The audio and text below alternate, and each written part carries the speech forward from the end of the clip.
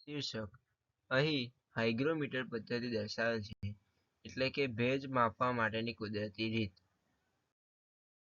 Air હાઇગ્રોમીટર શું છે? ભેજ માપવા માટેનું સાધન. હવામાં રહેલા ભેજને માપવા માટે વપરાતું એક સરળ અને કુદરતી સાધન છે. વાળની લંબાઈમાં ફેરફાર. માનવ વાળ ભેજ વધતા તેની લંબાઈમાં નોંધપાત્ર ફેરફાર કરે છે. પોઇન્ટર દ્વારા દર્શાવે. વાળની લંબાઈના આ ફેરફારને પોઇન્ટર દ્વારા હવામાં ભેજનું પ્રમાણ દર્શાવવામાં આવે છે.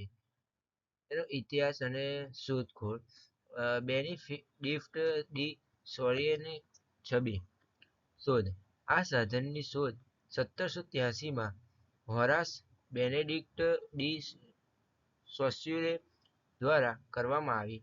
માપન પદ્ધતિ. ડી સોસ્યુરે ડિગ્રીસમાં વાળની લંબાઈ માપીને ભેજ માપ્યો હતો. લોકપ્રિયતા. તે 19મી સદીમાં ઘરેલું અને વૈજ્ઞાનિક ઉપયોગ માટે લોકપ્રિય બન્યું. વાળ કેમ ભેજથી લંબાય છે? કારણ અને પ્રક્રિયા. Keratin protein. વાળમાં કેરાટીન નામનું પ્રોટીન હોય છે, જે ભેજ પ્રત્યે સંવેદનશીલ હોય છે. હાઇડ્રોજન બોન્ડ તૂટે છે. ભેજ વધતા કેરાટીનમાં રહેલા હાઇડ્રોજન બોન્ડ તૂટે છે અને તેના કારણે વાળ લંબાય છે. બોન્ડ ફરી જોડાય છે. જ્યારે ભેજ ઘટે છે ત્યારે આ બોન્ડ ફરી જોડાય છે, જેનાથી વાળ ટૂંકાય છે.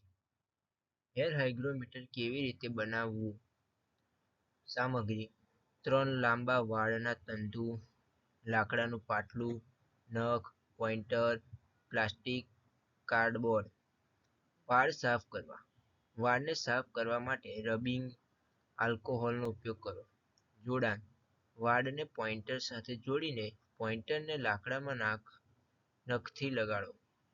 નોંધ: ભેજ વધતા પોઇન્ટરનું મૂવમેન્ટ નોંધો. હેર હાઇગ્રોમીટરનો ઉપયોગ અને મહત્વ. સરળ અને તંતુ કુદરતી રીતે ભેજ માપવા માટેનું એક સરળ અને આર્થિક સાધન.